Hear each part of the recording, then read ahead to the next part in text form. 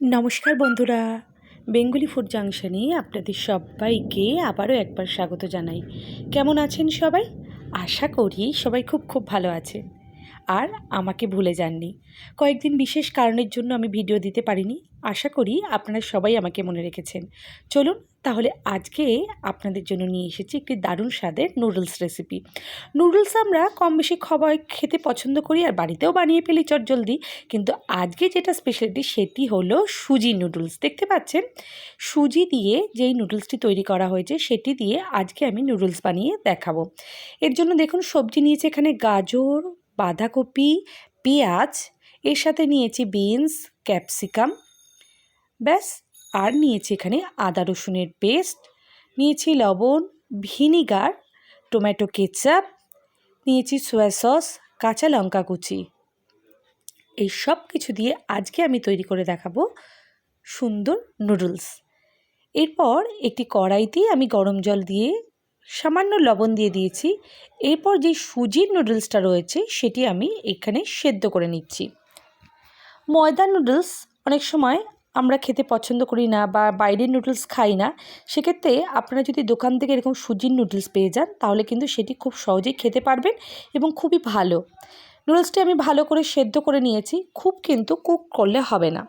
এরপর অন্যদিকে ওই একই কড়াইতে সাদা তেল দিয়ে আমি সমস্ত সবজিগুলো হালকা করে ভেজে নেব। যে কোনো নুডলসের জন্যই কিন্তু সবজি একদম নরম করে ভাজবেন না, তাহলে কিন্তু ভালো লাগে না খেতে। মোটামুটি একটু শক্ত টাইপের হলেই মুখে পড়লে সেটি খেতে বেশি ভালো লাগে। সব কিছু দিয়ে ভালো করে নাড়াচাড়া করে সামান্য লবণ দিয়ে দেব। আজকের এই নুডলস রেসিপি যদি আপনাদের ভালো লেগে থাকে তাহলে অবশ্যই লাইক, শেয়ার ও কমেন্ট করতে একদমই ভুলবেন না। আর আমার চ্যানেলে যদি আজকে আপনারা প্রথম হয়ে থাকেন তাহলে চ্যানেলটি সাবস্ক্রাইব করে পাশে থাকা বেল বাটনটি চাপ দিয়ে দেবেন। তাহলে আমি যখনই কোনো নতুন রেসিপি দেব সহজেই আপনারা দেখে নিতে পারবেন। সব কিছু দেওয়ার পর সবশেষে আমি বাঁধাকপি আর ক্যাপসিকামটা দিয়ে দিচ্ছি। ভালো করে একবারে নাড়াচাড়া করে নিচ্ছি। এই সবজিগুলো কিন্তু অবশ্যই হাই ফ্লেমে কুক করবেন, একদম লো ফ্লেমে না। ভালো করে সবজি নাড়াচাড়া করার পর এরপর একে একে আমি দিয়ে দিচ্ছি এইখানে সয়া সস। আমি এখানে 2 চামচ মতো সয়া সস ব্যবহার করেছি। এরপর দিয়ে দিচ্ছি টমেটো কেচাপ। টমেটো কেচাপও আমি 2 থেকে আড়াই চামচ মতো ব্যবহার করেছি। এরপর এখানে আমি আরেকটি জিনিস ব্যবহার করেছি, সেটি হলো চিলি সস। এখানে 1 চামচ মতো চিলি সস দিচ্ছি আর 1 থেকে 1.5 চামচ মতো ভিনিগার ব্যবহার করেছি। পুরো রেস্টুরেন্ট স্টাইল আনার মতো এই জন্যই এগুলো ব্যবহার করা, না হলে কিন্তু রেস্টুরেন্টের মতো খেতে হবে না। সব কিছু দিয়ে ভালো করে মিশিয়ে নিয়েছি। এরপর এখানে দিয়ে দিচ্ছি আমি খুব সামান্য হাফ চামচের মতো আদা রসুন পেস্ট। আপনারা চাইলে রসুন কুচিও ব্যবহার করতে পারেন।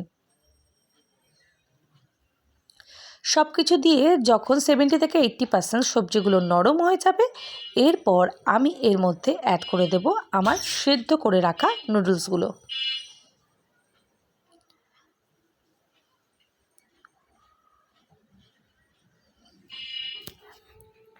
এরপর নুডলসের সাথে সমস্ত কিছু ভালো করে আমি মিশিয়ে নেব। সন্ধেবেলায় এরকম একটি জলখাবার হলে মন্দ হয় না। ভালো করে এবার সব কিছুর সাথে মিশিয়ে নেব। আরেকটি ব্যাপার, আমি যে সুজি নুডলসটা কিনেছিলাম তার মধ্যে 2 প্যাকেট মশলা ছিল। আমি এই মশলা দুটো এর মধ্যে দিয়ে দিচ্ছি। এটি কিন্তু ম্যাগির ভেতরে যে মশলা থাকে সেরকম টেস্ট না, পুরোপুরি একটু আলাদা ধরনের ছিল। এরপর মশলা দিয়ে পুরোপুরি নুডলসটি আমি রেডি করে নিয়েছি। অন্যদিকে আমি একটি পাত্রে ডিম ফাটিয়ে নিয়েছি। ডিমটা আমি এখানে 4টে ডিম নিয়েছি। ডিমটা ভালো করে সামান্য লবণ দিয়ে আমি ফেটিয়ে নিয়েছি। এরপর অন্যদিকে একটি প্যানে আমি সর্ষের তেল গরম করে ডিমগুলো দিয়ে নেব। এবার ডিমের একটু ভুজিয়া টাইপের করে দেবো, যেটি আমি নুডলসে ব্যবহার করব। অনেক সময় আপনারা হয়তো করে থাকেন সবজির মধ্যে ডিম দিয়ে, সেটাকে সেইভাবেও করা যায়, তবে আমি ঠিক এইভাবে করেই নুডলসটি খেতে বেশি পছন্দ করি। আপনারা একবার ট্রাই করে দেখতে পারেন। দেখুন ডিমগুলো ভাজা হয়ে গিয়েছে। এরপর এই ডিমটি আমি পুরো নুডলসটির সাথে ভালো করে মিশিয়ে দিচ্ছি। আরও একবার ভালো করে নাড়াচাড়া করে নিলেই আজকের জন্য রেডি হয়ে যাবে আমাদের নুডলস। ব্যাস এবার গরম গরম সার্ভ করুন এই নুডলস। খেতে কিন্তু অসাধারণ হয়েছিল, আর বাড়ির খাবার তার তো কোনো তুলনাই হয় না। আশা করি আজকে আপনাদের ভিডিওটি ভালো লেগেছে। সবাইকে অসংখ্য ধন্যবাদ ভিডিওটি দেখার জন্য। সবাই ভালো থাকবেন, সুস্থ থাকবেন। শুভরাত্রি।